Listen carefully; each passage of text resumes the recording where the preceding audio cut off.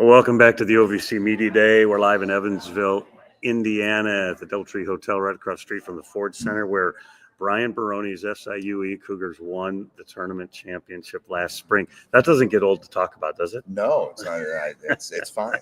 You know, it's fine. You work hard to get to that point. At some point, you got to move on. But no, we can talk about it. It's Brian Barone. That's Ring Malith of the Southern Illinois Edwardsville Cougars, and appreciate you guys being with us. I hear you're giving a speech though later today at this event.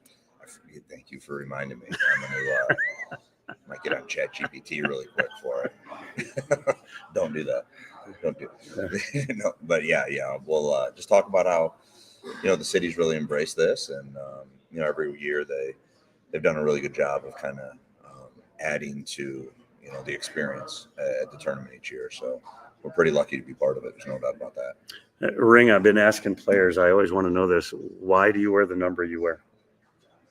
Number 0. I mean, I wear 0 just because, I can't. I feel like when I joined JUCO, I feel like I came from nothing, because I had to go to junior college and stuff. So I felt like 0 is just like the number of starting over, from nothing and just build it from there. Love that answer. Talk about your relationship with Thompson. You guys played together, and now you're playing together. Yeah. No, that's my guy. I mean, I've known him for 3 years now, going to 4. He's like my brother. I know his family, great family.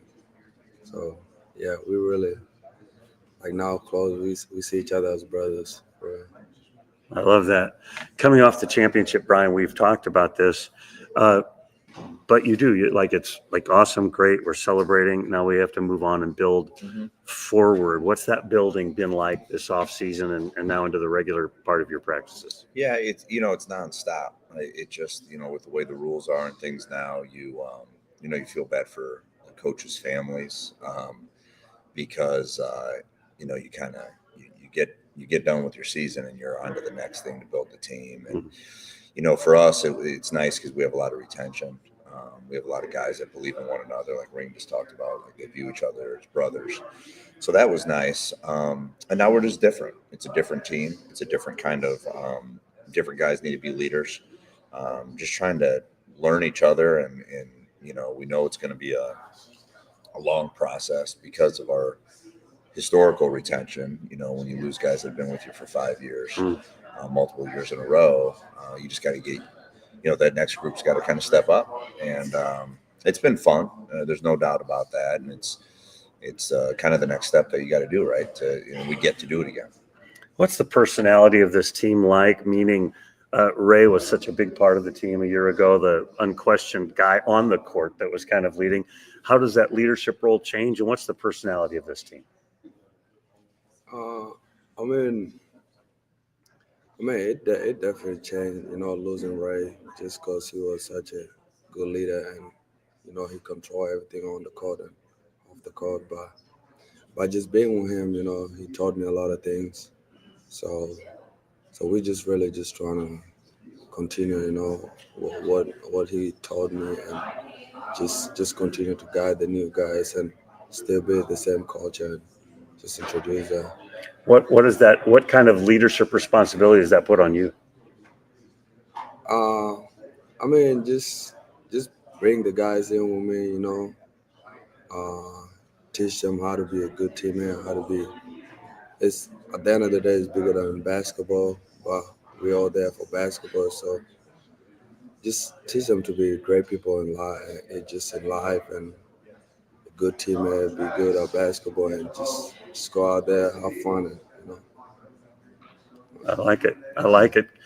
Ray was such a force of nature for your team. The Campion as a point guard, he's not replacing Ray, but he's going to have the rock in his hand a lot. Just talk about what his role is going to be with this year's team.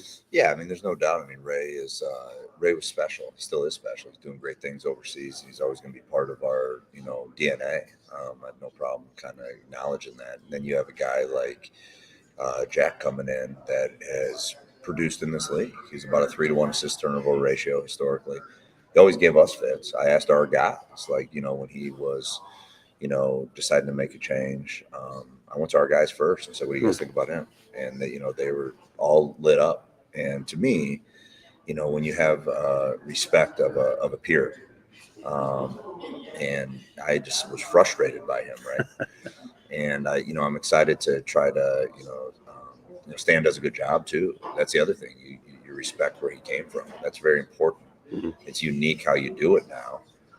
But we're excited to have him. He's quick. He's got the ability to play to pace at this level that he's done for 3 years, and he's had a lot of minutes over these years. So we're excited about having experience come in um, to be a different piece of the puzzle, but still be himself, and hopefully we can enhance a little bit of things that as any junior to senior would do, get a little bit better, hopefully. I've seen you play a lot, but for somebody out there that hasn't seen you play much, talk about your game. What are they going to see when they see Ring Malith on the floor? I mean, I would say my game is just do everything. I try to lead with defense, and then the defense going to determine how I'll play in offense. But I would say I do pretty much everything. He does do everything. He does. Energy. I'm like, you're an energy bringer. Talk about that, the important part of your game.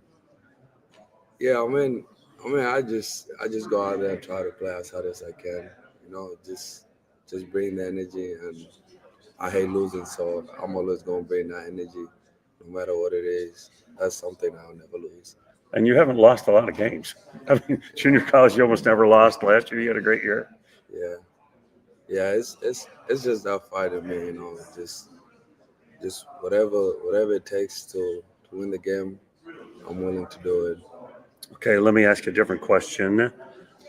We know it's some of the returners that are back. We know about some of the new people. Tell me a player that right now I'm not thinking, oh, this guy's going to play a major role on this team. And by the end of the year, we're going to be talking about him. From the returners or new guys? Either way. I mean, right now, the most impressive person to me is Honest Sikanis. I feel like he deserved to win the Defensive Player of the Year last year, but he got hurt. But I think I can just tell like he's bringing it this year. Like he gonna come in and dominate and just show what he can do. But yeah, people will hear about Honest and also Miles too. He got that fight in him. I think he's coming too. You guys have size differently than maybe in years past. How do you obviously you game plan because of that, but do you change styles at all?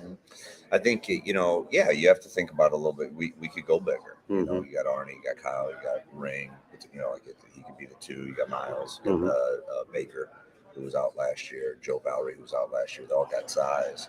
So I think versatility has been something that we've always had. Guys that could play multiple positions, like the Twins a few years ago. We always had that. We got to focus on where we're getting, shots or actions a little differently. You can run the same stuff, right? Mm-hmm. Yeah, but it might be, a different option out of a particular set.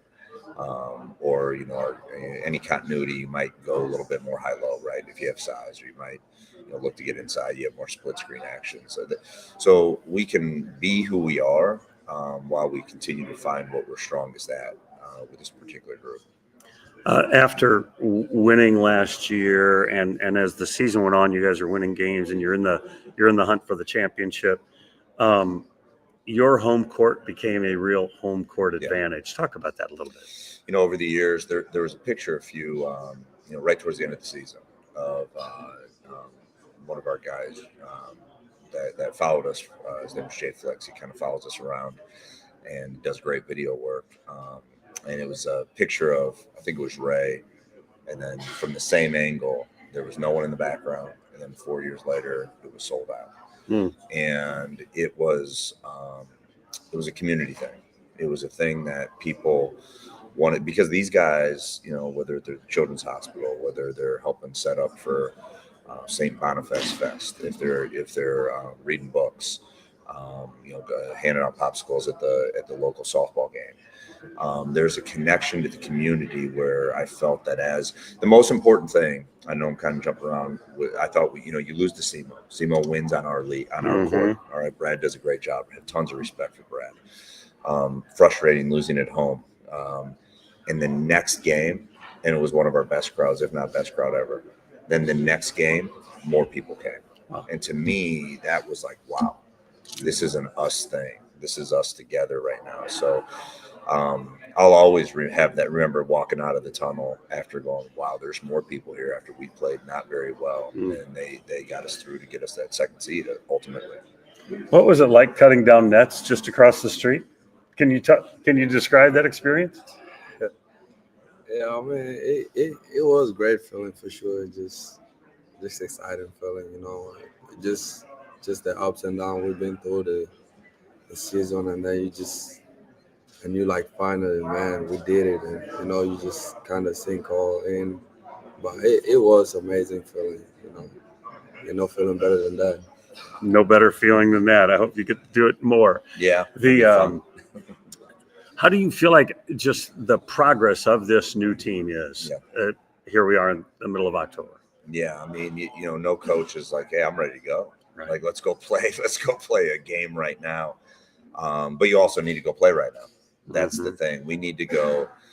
We're good at kind of what we know how to play against ourselves a little bit. And you're kind of in the position right now as a coach. I can look at him making a shot. It's a good thing or a bad thing at the other team. Why'd you let him make the shot? And it's all about your perspective of how you want to look at practice each day. I like where we are.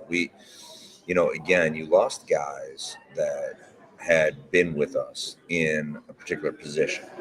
Des Polk, Rayshawn, Brian, Declan in the 1 and 2 position that had experience multiple years. So we have a different group of guys in those positions right now that we're trying to just kind of find the rhythm of the day-to-day along with their new role of now being the person that needs to bring somebody along, where last year they were brought along. The Miles, the Rain.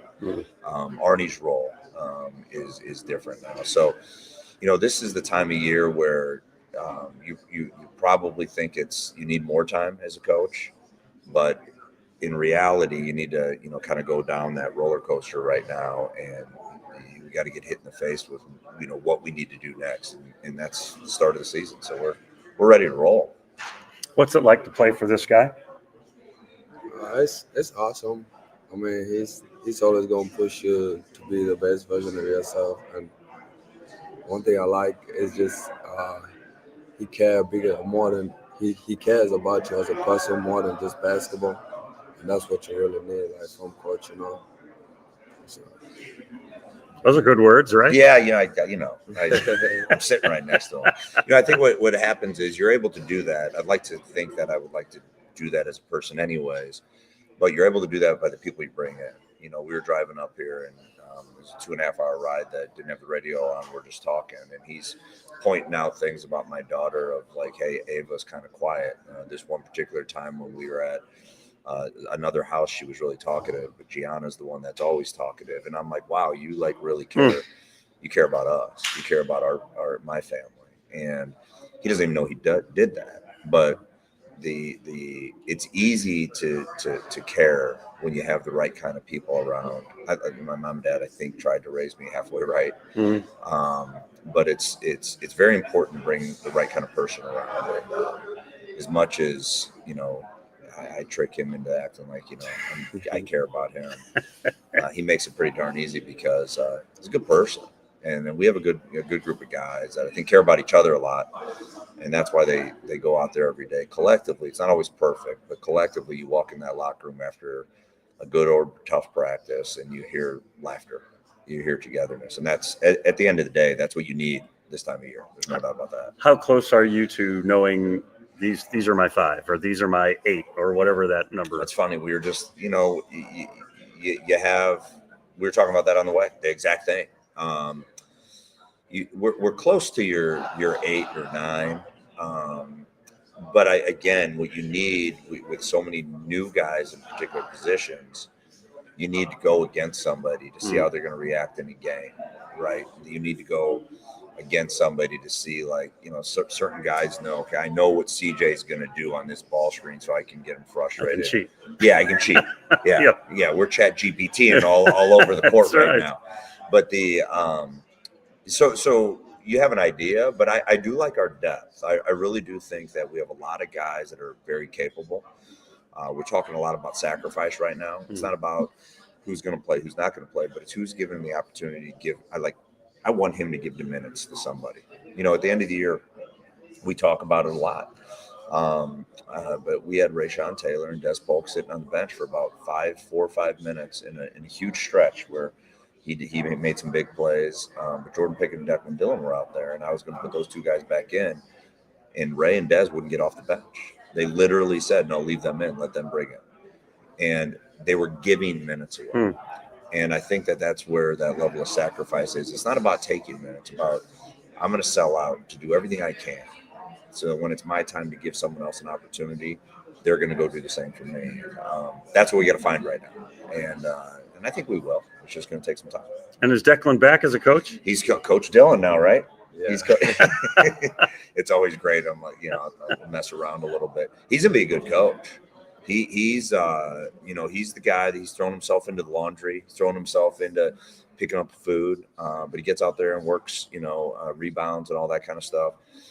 I think he's willing to kind of not skip steps that, unfortunately, I think some young coaches are doing right now. I think he's very willing to not skip any steps and really understand where it is. Or if he's smart, he just gets out of coaching and does something else. If he was smart. That's the SIUE head coach, Brian Barone. It's Ring Malith. They're the defending tournament champions here at the OVC. And Brian's going to make a very inspirational speech later today here for all the media members and the rest of them. Appreciate your time today. Thanks. Thanks Appreciate so much. You. You're the best. Thank you. And now my high-tech button pushing. I'm ending the live stream. There we go.